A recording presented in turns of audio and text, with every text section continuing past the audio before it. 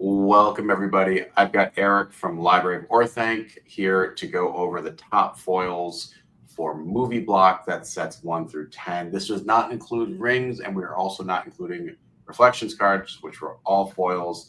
These are cards that are highly playable. Obviously, playable also is related to value, and so some of these are more expensive, but we tried to diversify this list so it's not the same as our previous video, Fellowship Block. So this is sets 1 through 10. So it's also going to include Fellowship Block, cards, but a little bit beyond that. Check out Eric's stuff, by the way, if you are looking for more Lord of the Rings content. He's got a bunch of videos and a lot of goodies over there. But welcome back, Eric. So glad to see you, man. Yeah. Thanks, Matt. Good seeing you as well. So to echo what Matt said, the good news is a lot of those broken cards from Fellowship did get banned, so they're not legal in Movie Blocks, so they can't be eligible for the list anyway. And then, like Matt said, we're not looking at reflections because we're kind of looking at this as what are the top cards to chase for those foil decks that you're building. And reflections has some absolutely great playable cards for this format, but you don't have to chase so much because of their fixed rarities in the packs, like Matt said. So we're just looking at basically booster cards from sets 1 through 10 that are cards you're going to want to chase for foil decks. Yeah, and Movie Block's a fun format. I've only played it a handful of times, but it's fun.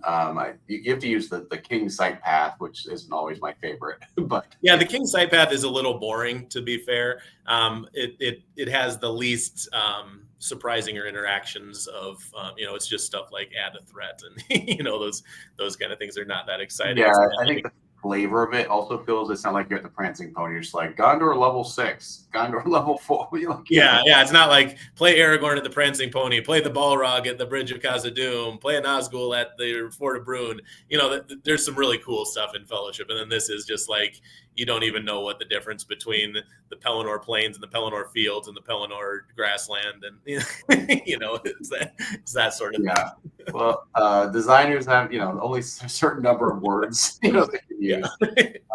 But with no further ado, let's get to the list. So we have 10 cards here.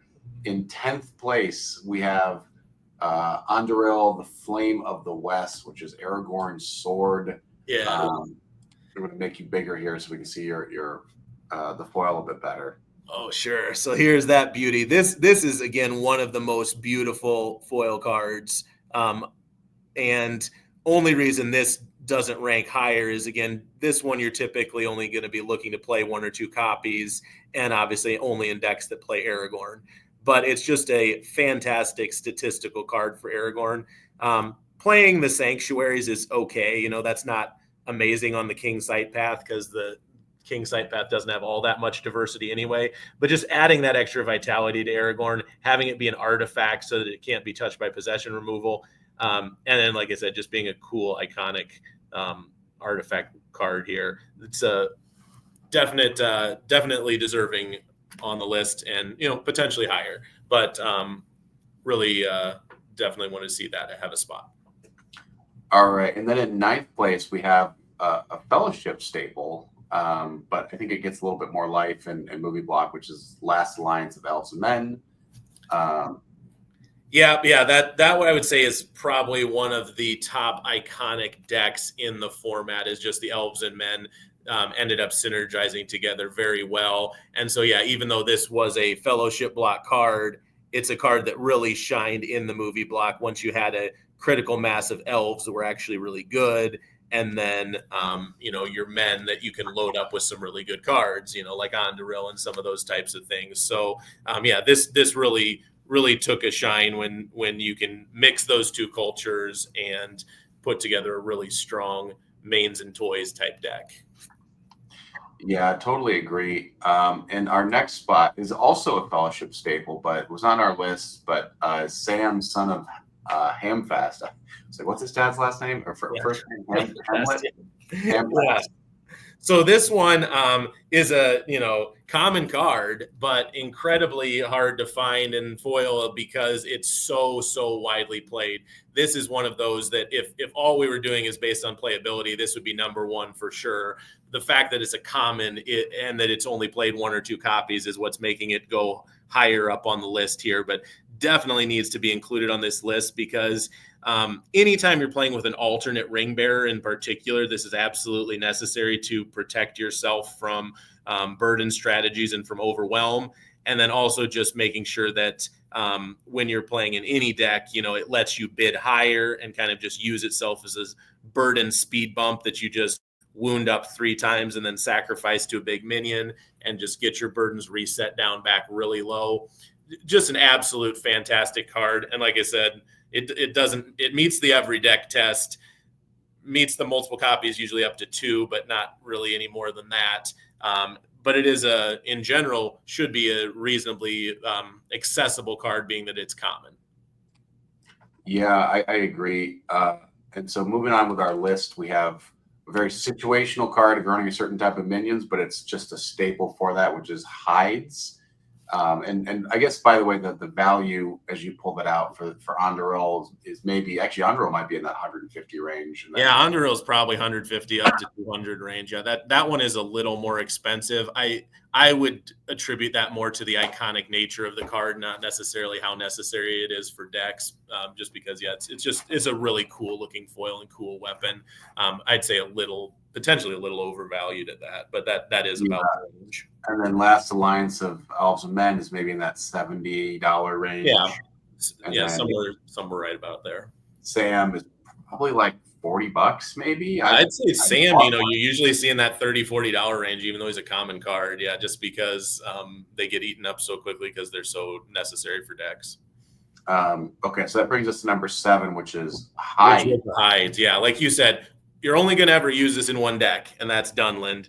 But Dunland is a very strong deck in this format, and you're absolutely going to want 4 of this. And this is just kind of the iconic staple. I like to compare this a lot to Goblin Armory. You know what Goblin Armory was to Goblins in Fellowship, Hides is for the movie block for the Dunland people. You just have to have 4 of it.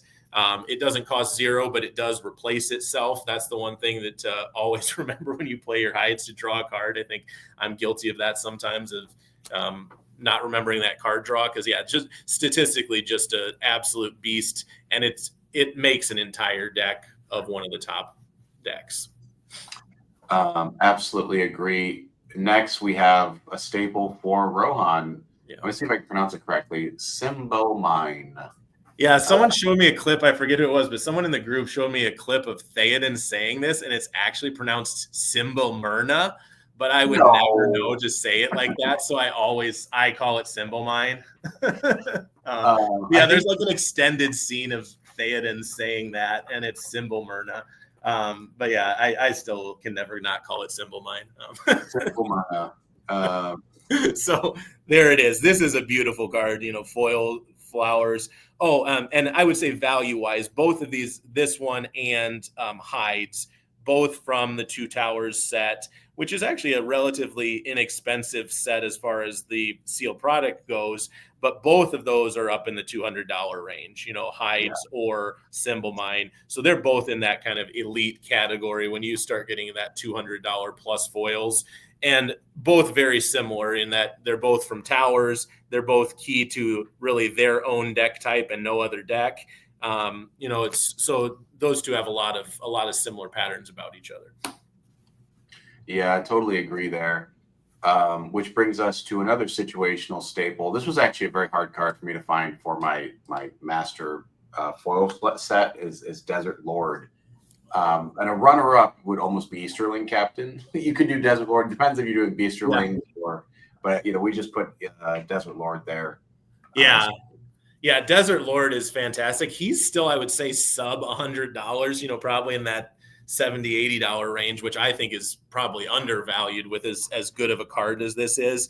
Again, it's not flashy, and it's just some generic extra, I think, that is on this card. So it's kind of weird that this is so good and so playable in the game when it's not necessarily an iconic character.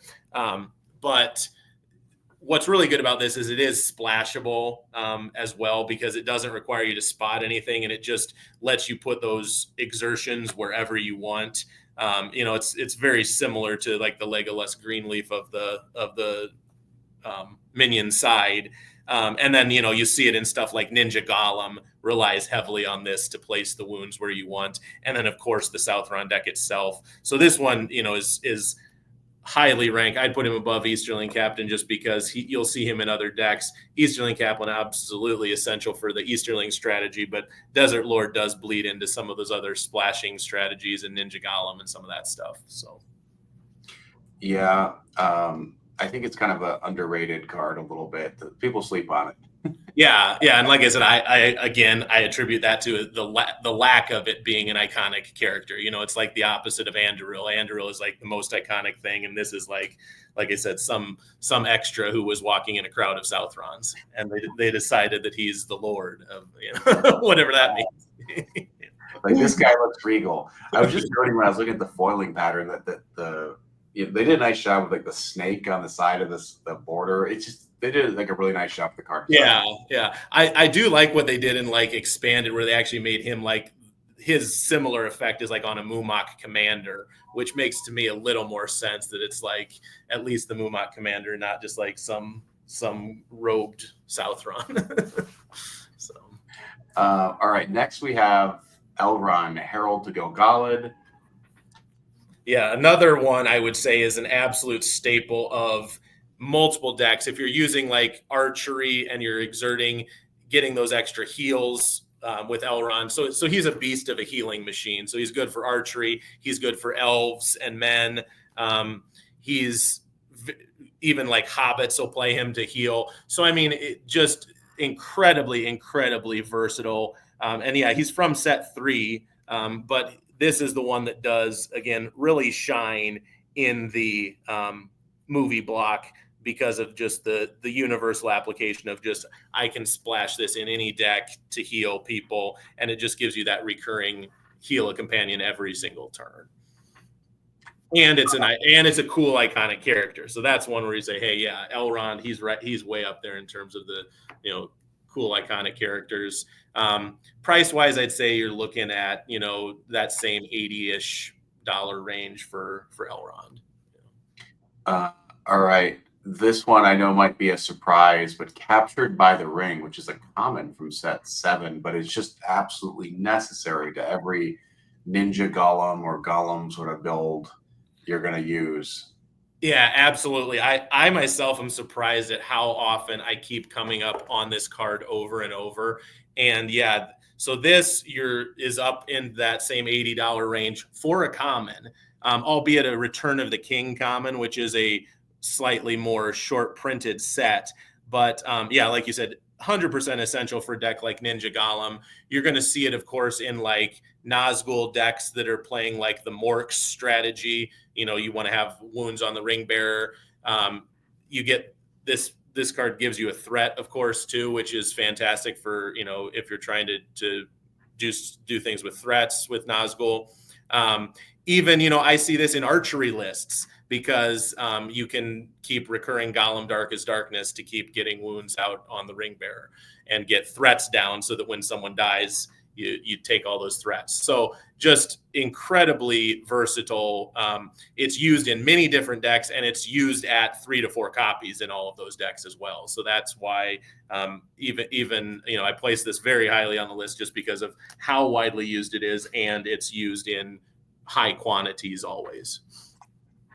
All right. Our next slot, which their second, is a familiar card. I don't think we'll belabor this card, how good it is, but Legolas Greenleaf. Yeah, he's the one I snuck on both lists. Everyone knows of my personal love of Greenleaf, but I don't think I'm being biased here when I say it's also a staple of the movie block, because the movie block, you're seeing decks such as straight elves, elves and men, archery. Many of the popular strategies are still going to be relying on having this guy in your starting fellowship and doing other cool stuff with him. You get access to Eyeglass now, which can add to his vitality. So you can have Eyeglass, Tail of Gil-galad, Legolas. You can have a 5 vitality Legolas in those, elves and men or elves decks. It just gets to be really brutal, and it's just a brilliant card. But yeah, like you said, you got to stop me, otherwise I will keep talking about Legolas. All right. Finally, in our first place slot, this might be a surprise, but it is Ulair and Kea, who is a beast. He could have been in our fellowship list, frankly, but he just actually really can be even more versatile when you're trying to counter huge fellowships. in sort of movie block. Yeah, in terms of the essential nature of Nkea for movie block, I would say he really does just make the format, as far as you will almost universally see a copy of this card in every single shadow list. Because even having one copy just tells your opponent, hey, you better not go up to the 6 companions. You have to kind of keep your fellowship under control, because if you go up to that 6 companion, I will take out your best companion. And that is just such a threat of losing your best person that makes Nkea just absolutely essential in every deck. And despite it being from Fellowship, despite it being an uncommon card, just the absolute universal use of this. And he's up pushing 100 now. I remember when these were, still in like the $50 range. He's I'd say pushed over 100 now at this point, because it's such a fantastic card, specifically for movie.